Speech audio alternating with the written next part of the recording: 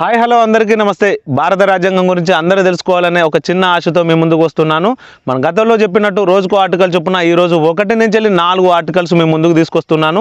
ధనాదని చెప్పుకుంటూ వెళ్తాను, నిమ్మలంగా వినండి. మొదటి ఆర్టికల్, ఫస్ట్ ఆర్టికల్ ఏం చెప్తుంది అంటే భారతదేశంలోని భూభాగాలను, భారతదేశంలోని రాష్ట్రాలలో ఉన్నటువంటి భూభాగాల గురించి మొదటి ఆర్టికల్ చెప్తుంది.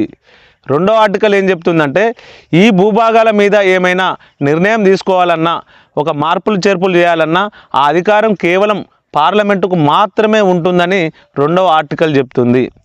మూడవ ఆర్టికల్ ఏం చెప్తుంది అంటే మన రాష్ట్రాలలో కొత్త రాష్ట్రాలు ఏర్పాటు చేయాలన్నా, లేదంటే రాష్ట్రాల పేర్లు మార్చాలన్నా, రాష్ట్రం నుండి కొంత భూభాగం తీసి వేరొక రాష్ట్రంలో కలపాలన్నా కూడా ఆ నిర్ణయం పార్లమెంటు చేస్తుంది.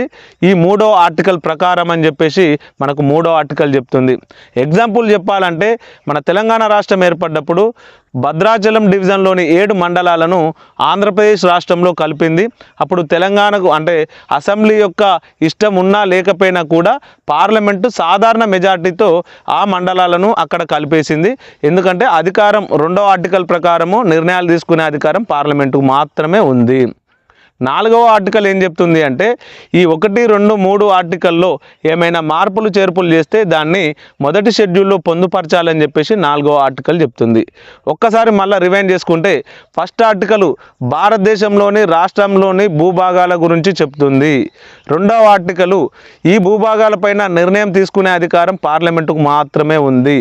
మూడవ ఆర్టికల్ కొత్త రాష్ట్రాలను ఏర్పాటు చేయాలన్నా, పేర్లు చేంజ్ చేయాలన్నా, ఒక భూభాగాన్ని మరొక రాష్ట్రానికి ఇవ్వాలన్నా కూడా అధికారం పార్లమెంటుకు మాత్రమే ఉంది.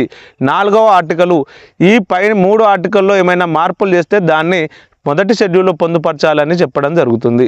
ఓకే, ఈ నిమ్మలంగా విన్నందుకు అందరికీ ధన్యవాదాలు. మరిన్ని వీడియోస్ కోసం మన ఛానల్ సబ్స్క్రైబ్ చేసుకోండి. Thank you.